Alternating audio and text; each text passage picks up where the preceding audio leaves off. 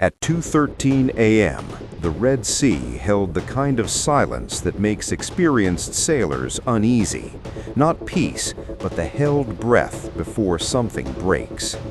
Aboard the USS Abraham Lincoln, the carrier strike group was running standard patrol operations roughly 180 nautical miles southwest of the Bab el-Mandeb Strait.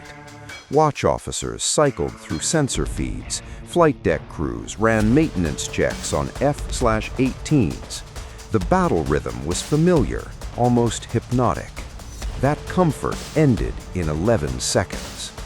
11 seconds was how long it took for the Lincoln's AN/SPY-6 radar to detonate from ambient tracking into full threat response mode.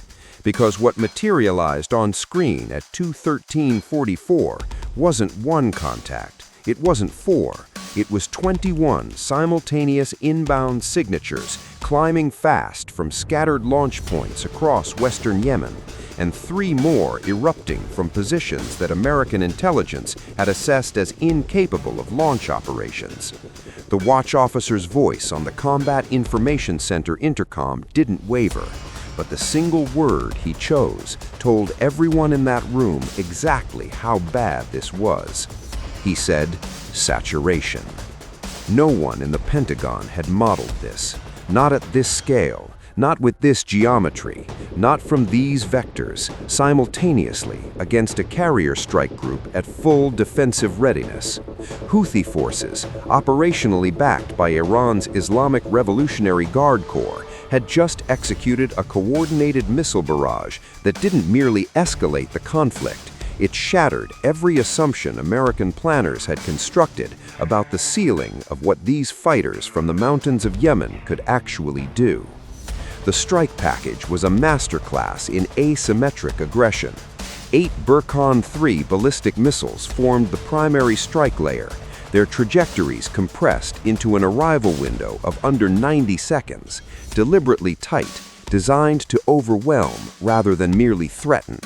6 Quds 4 cruise missiles flew nap-of-the-earth profiles, skimming wave height, exploiting sea clutter to vanish and reappear on radar like ghosts. 4 Shahed 136 loitering munitions were released from positions further north, programmed to arrive slightly ahead of the main wave, not to destroy, but to force defensive systems to begin burning through reaction cycles and missile inventory before the real threat arrived. The Shaheds were bait, expensive, precisely engineered bait. And then came the final 6, a variant that Western intelligence had not yet officially cataloged, flying at altitudes and speeds that initially confused the Lincoln's own classification algorithms. Later analysis confirmed these as modified anti-ship ballistic missiles, the Houthis' own adaptation of Iranian-supplied components, capable of pulling lateral maneuvers in terminal phase that forced fire control computers to continuously recalculate intercept geometries in real time. 24 weapons, 4 distinct categories, 4 different flight profiles, all converging on a single point in the Red Sea within a window so compressed that no sequential defensive response could possibly handle them all. What followed was 4 minutes and 19 seconds of the most intense naval air defense engagement in modern history. The Lincoln's Cooperative Engagement Network, the digital nervous system linking every ship in the strike group, lit up with shared targeting data milliseconds after initial detection. USS Lighty Gulf, a Ticonderoga-class cruiser operating 22 nautical miles northwest, immediately slewed its Mark 41 vertical launch cells toward the ballistic threat axis. USS Nitsy and USS Farragut, Arleigh Burke destroyers positioned on the southern and eastern flanks, began threading targeting solutions through Aegis fire control for the cruise missile contacts. The Abraham Lincoln itself brought its own defensive layers online. A $13 billion national asset does not wait passively while others fight for its survival. The first SM-3 Block 2A interceptors punched out of Leidy Gulf's cells at 2:14:22, 6 missiles in 58 seconds, screaming into the exo-atmosphere to engage the Burkhan 3s during mid-course phase, while they were still in space, predictable, trackable, most vulnerable. 3 intercepts confirmed clean. 1 Burkhan 3 partially deflected, trajectory disturbed but not terminated, still a problem 17 seconds later. 2 continued their terminal descent unchanged. Simultaneously, USS Nits was hunting the low-flying Quds 4s. The cruise missile's wave-skimming profiles were a radar operator's nightmare, exploiting sea clutter, appearing and vanishing from tracking solutions as wave interference spiked. Nits fired 8 SM-6s in rapid ripple sequence, each one receiving continuous mid-course updates via data link, active seekers switching on in terminal phase to hunt through the clutter. 5 confirmed kills.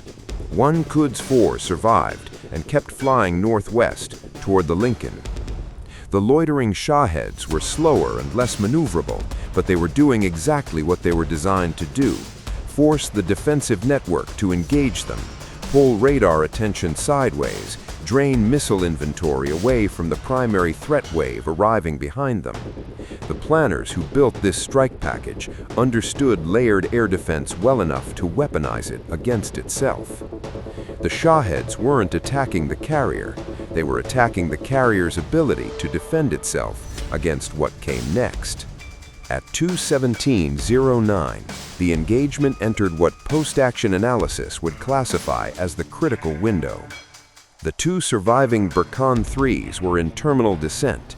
The lone Quds 4 was inside 30 nautical miles. The 6 unclassified maneuvering re-entry vehicles were pulling lateral movements that kept Aegis fire control in a continuous state of recalculation.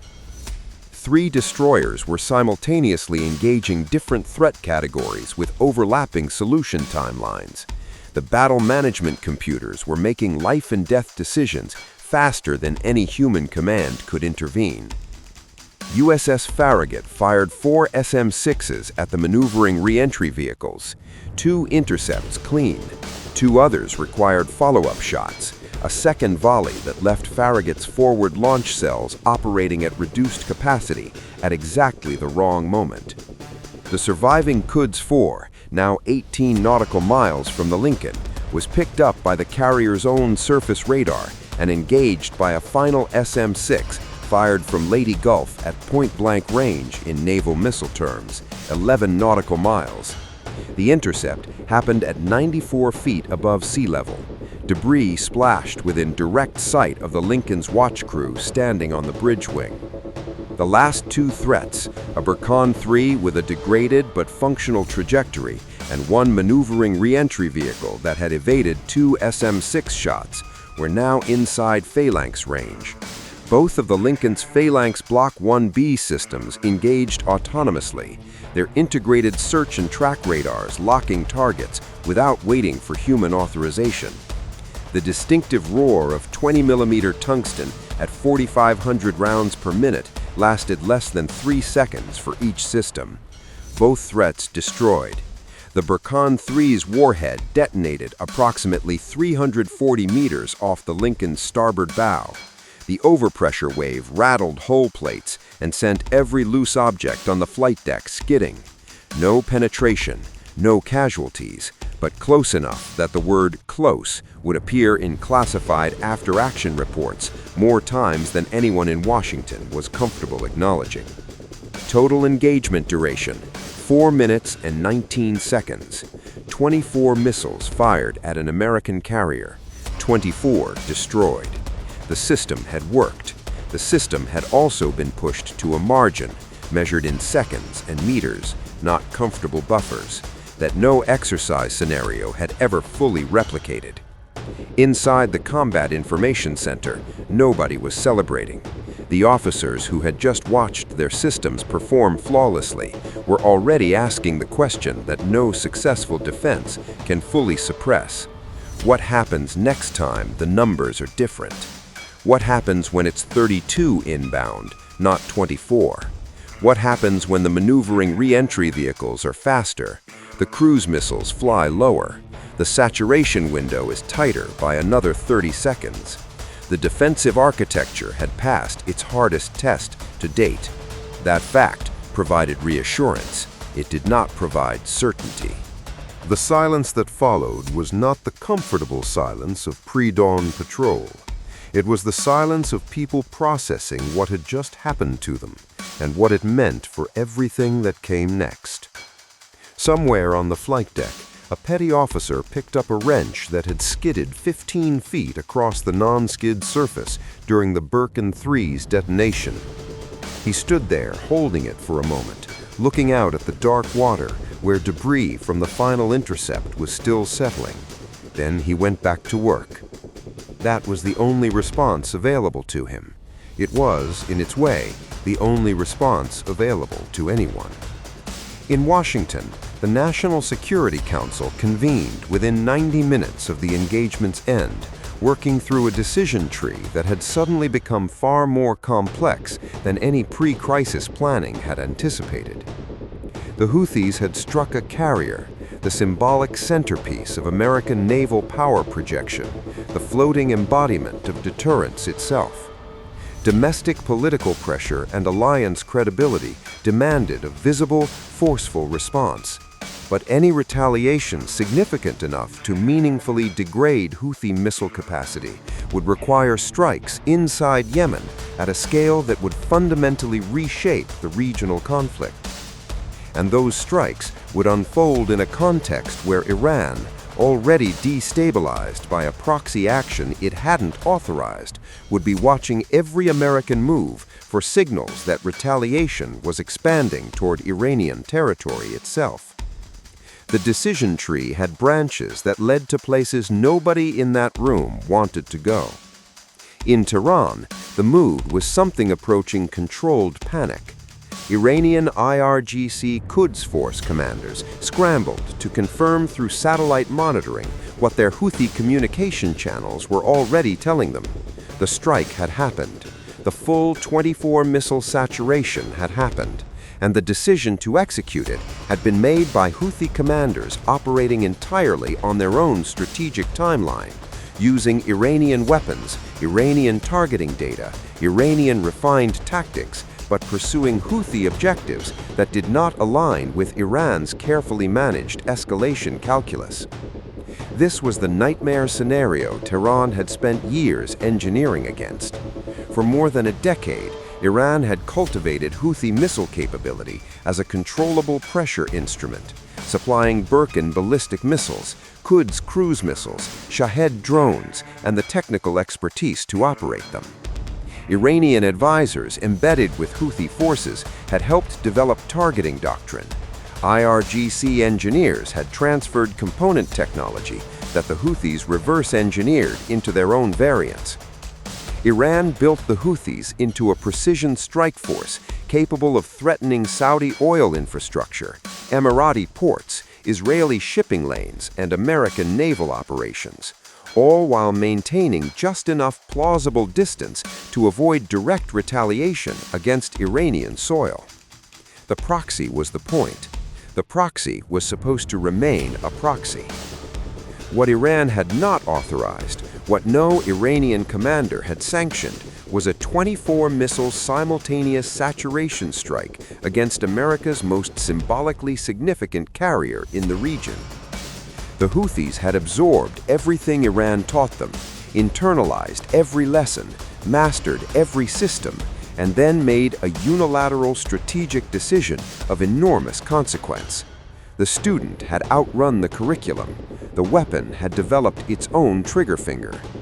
And Tehran, watching the engagement data come through in real time, understood immediately that the carefully maintained fiction of Iranian restraint, the invisible ceiling that kept proxy conflict from becoming direct war, had been punctured not by Washington, not by Riyadh, but by its own most capable proxy acting alone. Iran had spent years building a force powerful enough to matter. It had not spent enough time building the mechanisms to control what it had created. That gap between the capability Iran transferred and the command authority Iran retained was now the most dangerous space in the Middle East, and closing it, Tehran realized with growing dread, was no longer entirely within Iran's power to do. The Abraham Lincoln resumed flight operations within 6 hours, speed unchanged, heading unchanged. The outward signal was deliberate and unambiguous. The carrier was not retreating, not repositioning, not blinking. But inside the Combat Information Center, officers studying the engagement logs knew the real story those 4 minutes and 19 seconds had told. The Houthis hadn't sunk a carrier. They had done something in some ways more consequential. They had proven the question could now be asked seriously. And in the calculus of modern deterrence, a question seriously asked is never fully answered by a single successful defense.